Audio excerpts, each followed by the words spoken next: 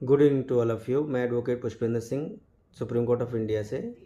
मैं आप लोगों को प्रमुख तथ्यों पर कुछ जानकारी देना चाहूँगा। जैसे कि बहुत से लोग भ्रमित हो रहे हैं कि क्या मैं शामिल हूँ, क्या मैं नहीं शामिल हूँ, मेरा आगे भविष्य क्या होगा, मैं कंटेम्प्ट में आ गया, मैं लिस्ट में चला गया, मैं लिस्ट में हूँ या नहीं हूँ, सरकार मुझे कंसीडर करेगी या नहीं करेगी। कई प्रकार की भ्रांतियाँ दिमाग में उत्पन्न हो रही हैं। लोग डिप्रेशन में जाने की कगार पर हैं कि इतना सब कुछ करने के बावजूद भी, इतनी इतनी पढ़ाई पढ़ने के बाद भी मैं शामिल हो पाऊँगा या नहीं शामिल हो पाऊँगा। तो मैं बताना चाहूँगा कि पहले तो हम लास्ट हेयरिंग पे चलते हैं, जो कि 22 तारीख को संपन्न हुई है।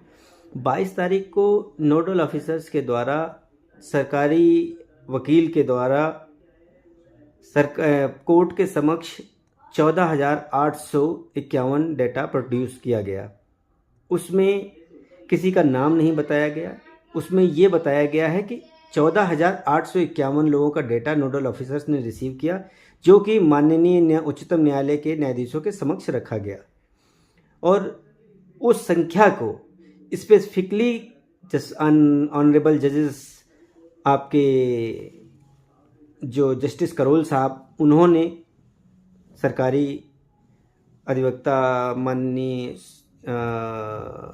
ऐश्वर्या भाटी जी से पूछा कि क्या आप इनको कंसीडर करते हैं, तो उन्होंने स्वीकृति प्रदान करते हुए कुछ उसमें क्राइटेरियाज को चेंजेस करने के लिए कहा।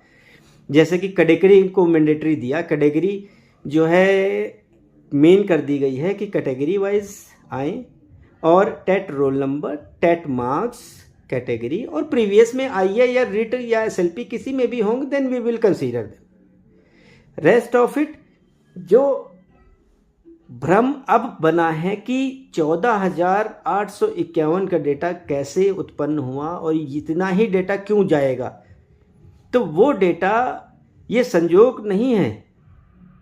ये माननीय भूतकाल में जो 2/11/2015 को मिस्टर गौरव भाटिया साहब ने, जो उस टाइम पे सरकारी अधिवक्ता हुआ करते थे, उन्होंने ये डेटा दिया था कि 72,000, जो 27/7/2015 के उपलक्ष्य में 72,825 पोस्टों का एडवर्टीजमेंट निकाला गया था, जिसके एवज में 43,077 भर्तियां करी गई।